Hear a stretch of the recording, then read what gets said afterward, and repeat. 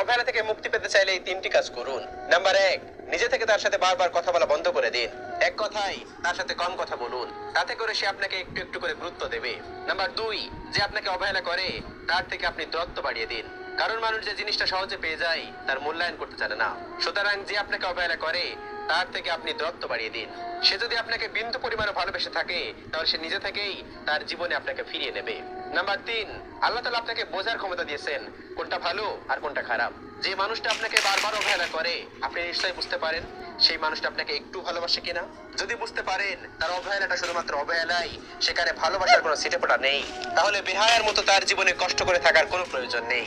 একটু কষ্ট হলেও তার জীবন থেকে চলে আসুন, কারণ যে মানুষটা আপনাকে অবহেলা করে সেই মানুষটা আপনার অপছন্দের কাজ বারবার করবে, যা দেখে আপনি কষ্ট পাবেন। সুতরাং বারবার কষ্ট পাওয়ার চাইতে একবার কষ্ট পাই অনেক ভালো। কারণ অবহেলা থেকে মুক্তি পেতে চাইলে এই তিনটি কাজ করুন, দেখবেন আপনি অনেক সুখে আছেন। আল্লাহ তাআলা আমাদের সকলকে বোঝার তৌফিক দান করুন, আমিন।